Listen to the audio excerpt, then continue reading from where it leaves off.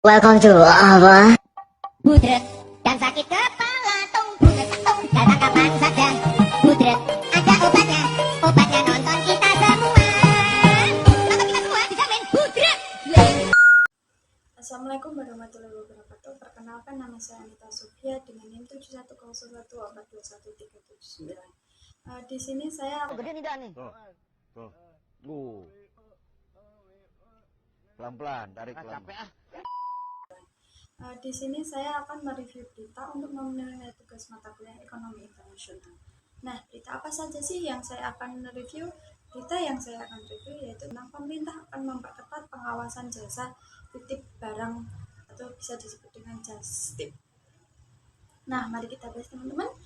Pemerintah bakal memperketat pengawasan bisnis jasa titip atau dapat disebut juga dengan jastip untuk meredam banjir barang ini. Menteri Koordinator Bidang Perekonomian Airlangga Hartarto mengatakan bahwa pengawasan soal jastip barang impor bahkan dilakukan hingga di pelabuhan. Airlangga Hartarto bekerja sama dengan Direktorat Jenderal Imigrasi untuk pengawasan soal jastip barang impor.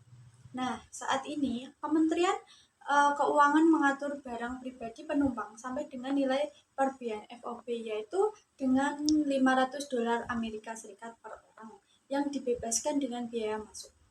Dan apabila melebihi dengan $500 Amerika Serikat per orang, maka akan dikenakan biaya masuk dan pajak dalam rangka impor. Dengan rincian biaya masuk 10%, 10% flat dan PPN 11% dan PPh 0,5 sampai 10% jika mempunyai NPWP, dan apabila tidak mempunyai NPWP maka akan dikenakan 1 sampai 20%.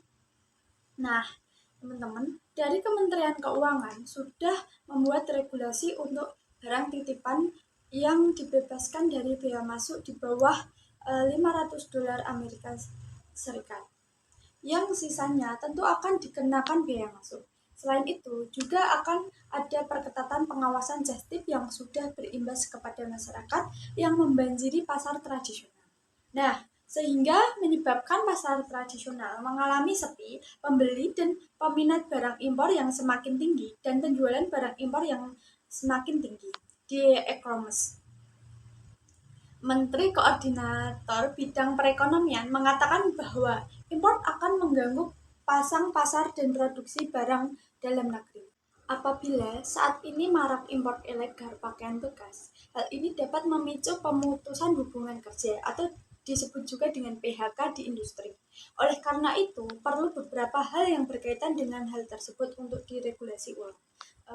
Sekian review dari berita yang bisa saya sampaikan. Terima kasih. Wassalamualaikum warahmatullahi wabarakatuh.